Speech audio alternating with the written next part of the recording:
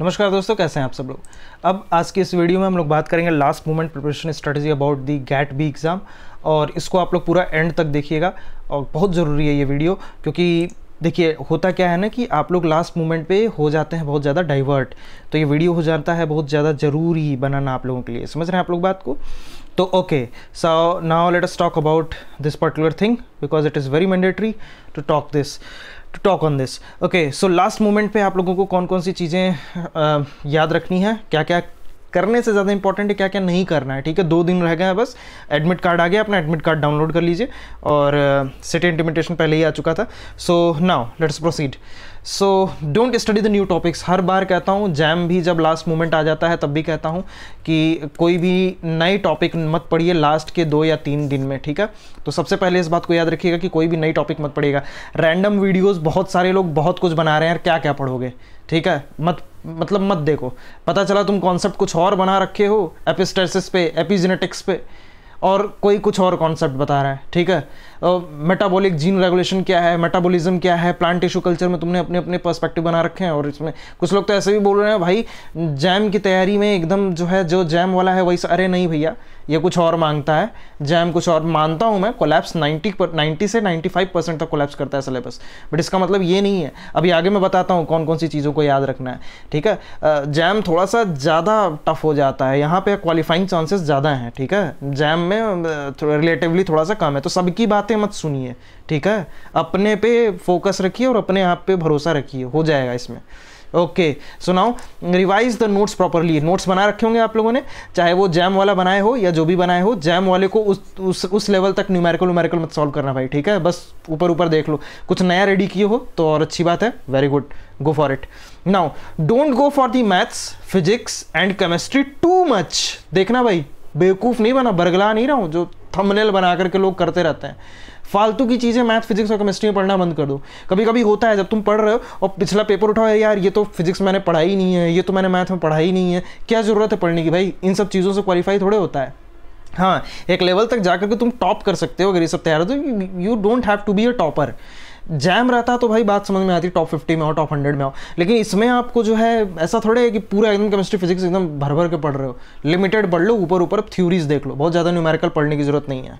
Okay, now for biology go through the NCERT. NCERT थोड़ी सी देख लेना। मैं ये क्यों बोल रहा हूँ, क्योंकि कुछ क्वेश्चन ने डायरेक्ट पिकअप कर दिए थे ये लोग बायोटेक से, या फिर आप देखो तो एप्लीकेशंस ऑफ बायोटेक्नोलॉजी वाले से, या ह्यूमन हेल्थ एंड डिजीज नाम का एक चैप्टर था क्लास 12th में, और आपका inheritance and variations molecular biology से बहुत सारे क्वेश्चन पिकअप कर दिए थे। स्ट्रेप्टोकाइनेज आपको याद है? अगर कुछ पता हो तो उसके बारे में आप कमेंट कर सकते हैं। स्ट्रेप्टोकाइनेज से डायरेक्ट क्वेश्चन बना था, इनफैक्ट वो डीबीटी में भी पूछ दिया था इन लोगों ने। अब मैं देख रहा हूँ, पेपर एनालिसिस कर रहा हूँ, ये लोग कर क्या रहे हैं ना कि एनसीईआरटी से बेसिक आपको अगर फंसाना है, आपको किसी भी बंदे को फंसाना है, go with the basics, go with the basics. They will definitely कहीं ना कहीं गिरेंगे वो जा करके। अब क्योंकि देखो बड़ी बड़ी चीज़ें सबको ही पढ़ के बैठा है, ग्लाइकोलिसिस, फिर उसके बाद कैसे वो अपना पाथवे टर्न कर लेता है, तो 2,3 बिस्फॉस्फोग्लिसरेट का कैसे इस्तेमाल होता है, फिर उसमें जो है लाइन वीवर बर्ग प्लॉट पढ़ रहे हो एंजाइम काइनेटिक्स में, पूरा एकदम माइकलिस मेंटन इक्वेशन का डेरिवेशन कर ले। अरे भाई क्या जरूरत है इतना डीप जाने की जब एग्जाम्स किसी और चीज़ से निकलना है। तो बायोकेमिस्ट्री पोर्शन अभी मैं बताता हूँ बायोकेमिस्ट्री में क्या करना है। फिलहाल बायोलॉजी में एनसीईआरटी को हल्का हल्का ऊपर से देख लो। ठीक है, जैसे जनरल नॉवल रीड करते हो, ठीक है, लेट करके ऐसे देख लो हल्का फुल्का। ठीक है, okay. Now in biology revise the listing portions. ये लिस्टिंग का मतलब क्या है, मैं हर साल लिस्टिंग के बारे में थोड़ी सी बात करता हूँ। लिस्टिंग पोर्शन ये है कि जैसे आप autosomal dominant disease, autosomal recessive disease, इन सब की एक लिस्ट तैयार की हो। अगर नहीं की हो तो कम्युनिटी पोस्ट पे जाओ, मैंने एक वीडियो अभी शेयर किया है, वो वीडियो को क्लिक करके एक बार रफली देख लो, लेट करके बैठे हो जैसे भी हो, तुम्हारे दिमाग में बस बैठ जाएगा वो। ठीक है, बाकी ऐसा नहीं है कि कुछ उसको रट लो पूरा। उसके बाद कौन सी डिजीज कॉज होती है, जो है देखो अभी मैं लिस्ट बता रहा हूं, तुम देख लो कौन सी डिजीज है जो बैक्टीरिया से कॉज होती है, जो वायरस से कॉज होती है, वायरस में भी किस क्लास से कॉज होती है। देखो ये लोग वायरोलॉजी को बहुत इंपॉर्टेंस दे रहे हैं इस समय। ठीक है, बैक्टीरिया को और ह्यूमन हेल्थ एंड डिजीज से रिलेटेड जितनी भी चीजें हैं। उसके बाद next big thing right now is थोड़े से जो आप लोग प्रिपरेशन करते हैं ना, उसकी लिस्ट जो है एक आप किसी A4 शीट पेपर पे लिख लिया करिए, या फिर आप जो वो होता है ना छोटा सा जिस पे आप लोग लिख के चिपकाते हैं दीवार वगैरह पे, आई डोंट नो क्या बोलते हैं उसे, वो उस पे लिख करके उसको जो है एक बार लास्ट मोमेंट पे देख लीजिएगा। फिर आप कौन सी ऑटोसोमल डोमिनेंट है, कौन सी ऑटोसोमल रिसेसिव है, बैक्टीरिया में कौन सी ग्राम पॉजिटिव है, कौन ग्राम नेगेटिव है, वायरस का क्लासिफिकेशन देख लेना, ठीक है। ये सब चीज़ें लिस्टिंग्स बना लो, ठीक है, जितनी लिस्ट बना सकते हो, कौन पैरोक्सिसोमल रिलेटेड डिसऑर्डर्स होते हैं, कौन माइटोकॉन्ड्रियल रिलेटेड डिसऑर्डर होते हैं, कौन लाइसोसोमल रिलेटेड डिसऑर्डर्स होते हैं, उनको बना लो एक बार, ठीक है। Right, now go with must look at the important structure in biochemistry.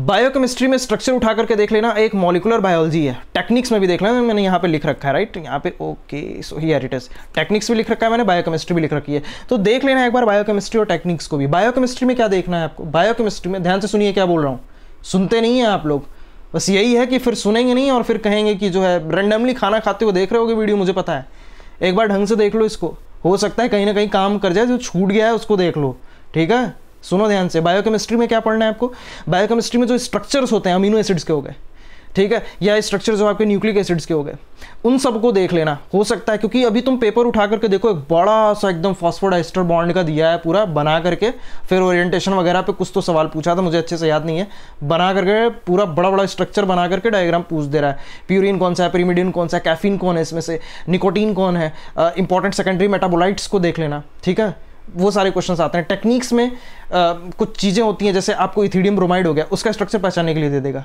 ठीक है, तो उसको देख लेना, एक बार देख लेना, बाकी कोई बड़ी बात नहीं है। नाउ लास्ट में आप लोगों से बोलना चाहूँगा, don't get panic. Now repeating this, don't get panic. ठीक है यार, मैं मानता हूँ जैम नहीं हो पाया तुम्हारा, लेकिन ये गैट भी एक अपॉर्चुनिटी की तरह आती है, और ये मतलब जैसे होता है ना, तुम्हें घाव लग गया और घाव पे मलहम लगाने के लिए आता है, ये तुम्हारा जैम नहीं निकला, बट सडनली सुनोगे गैट बी का फॉर्म आ गया, गैट बी का फॉर्म आ गया, फॉर्म भरते हैं बच्चे, और उसमें 2 IITs हैं, IIT Roorkee and IIT Indore, okay, IIT Roorkee and IIT, this 2 IITs are also involve in this, and इसीलिए IIT रुड़की बाहर हुआ था भाई IIT जैम से।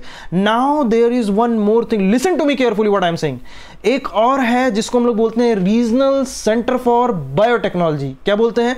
Regional centre for biotechnology in BHU। वो भी कंडक्ट कराता है भाई, वो भी इसी के थ्रू लेता है, तो ध्यान देना, एग्जाम को इसको ढंग से दे के आना, नहीं तो फिर वही है कि भाई जैम भी गया, ये भी गया, और CUET PG की तो तुम लोग देख ही रहे हो हालत, अभी उस पर मैं बात करूंगा भाई, बहुत कुछ हो रहा है, यूनिवर्सिटी ले रही हो, तो फिर कई लोग धरना प्रदर्शन दे रहे हैं भाई BHU में PhD को लेकर के, कि पता नहीं क्या हमको ले रहे हैं, हमको नहीं ले रहे हैं, जो भी बात है मैं उसका इंटरनल मैटर नहीं जाता, क्योंकि तुम लोग अभी PG के बच्चे हो, तो उसमें डिस्कस नहीं करना चाहता हूँ।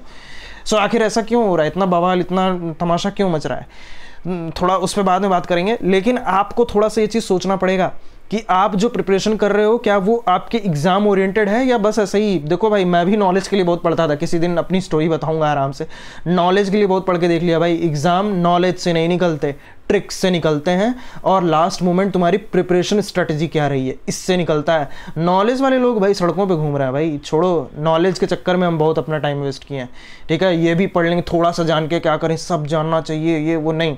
हाँ, मतलब कोचिंग इंस्टीट्यूट वाले या हम लोग भी जो वीडियो बना रहे हैं वो पागल थोड़े हैं कि लिमिटेड क्रिस्प चीज़ें देते हैं आपको लास्ट मोमेंट पे, मतलब आप देखिए, कोई भी चीज़ उठा करके देखिए।